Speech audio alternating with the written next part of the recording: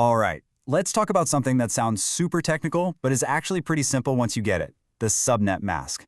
I know, the name itself can be a little intimidating, but trust me, by the end of this, it's all going to make sense. Let's jump right in. So, to really get this, let's start with a basic question. Think about it. How does your computer, your phone, any device on a network know who it should be talking to? I mean, is the printer it's trying to reach in the same room, or is it halfway across the world? How does it know the difference between local and somewhere else? Well, the first part of the answer is something you've probably heard of, the IP address. You can think of it just like a street address for your computer. It's that unique set of 4 numbers that every single device needs to send or receive information on a network. No IP address, no communication. Simple as that. Okay, so here's our game plan. First, we're going to dissect an IP address. Then we'll learn to speak a little binary, the computer's native language. After that, we'll have the big reveal of what a subnet mask actually does. We'll see how it prevents total network chaos, how we use it to build better networks, and finally, we'll cover some cool shortcuts to make life easier.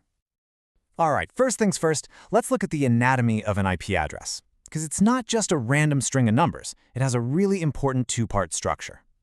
See, every IP address is doing 2 jobs. It has a network part and a host part. Think of it this way. The network portion is like your street name. It tells everyone what neighborhood you're in. And the host portion? That's your house number. It pinpoints your exact device on that street. Street name and house number, network and host. But, and this is the big question, how does your computer know which part is which? If it sees an address like 192.168.1.10, how does it know where the street name ends and the house number begins? Is the network just the 192 part, or is it 192.168? The computer needs to know, and right now, it has no clue. To figure that out, we've got to stop thinking like humans and start thinking like a computer. And that means we need to talk about their language.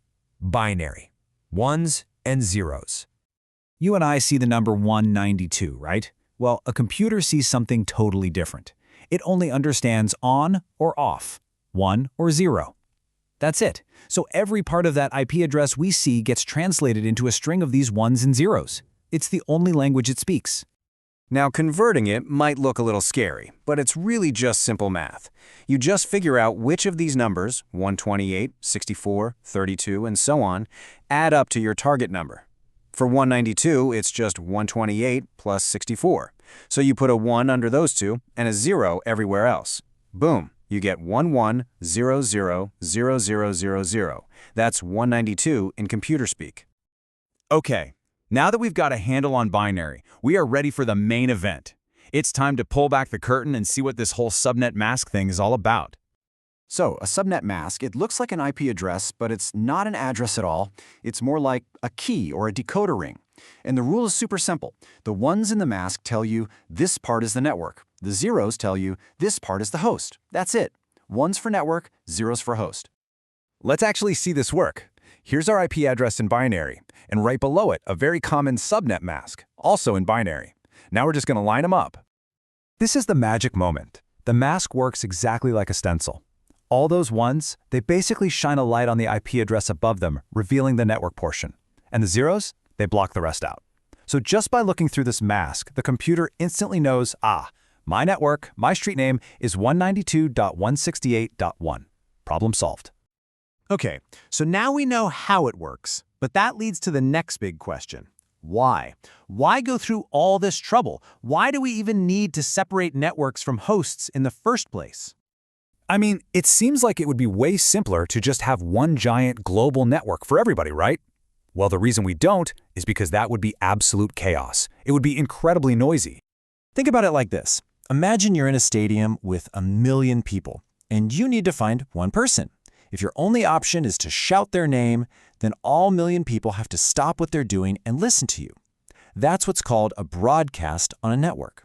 If every single device was on one giant network, it would just be a constant storm of shouting and nothing would ever get done.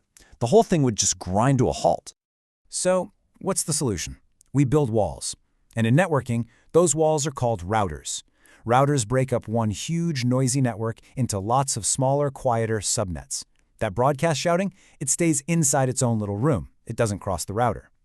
This keeps all that local traffic contained and makes the whole system work way more efficiently. But it's not just about damage control and stopping the chaos. Subnetting also gives network engineers the power to be creative, to design and build custom networks that are the perfect size for what they need. And it all boils down to this really interesting trade-off. Remember how the zeros in the mask represented the host part? Well, you can borrow those bits. You can flip a 0 to a 1. And every time you do that, you get to create more separate networks. But there's a catch. For every bit you borrow, you get fewer available addresses for devices on each of those new networks. You can see it right here in this chart. It's a perfect relationship. If you borrow just 1 bit, you can create 2 subnets. Borrow 2 bits, you get 4 subnets. Borrow 3, you get 8. It doubles every time. But look at the hosts. The number of devices you can have gets cut in half each time you do it. More networks, but smaller networks. Now, in the old days, there was a kind of rigid system for this. But today, thankfully, we have a much, much easier way to write all this stuff down.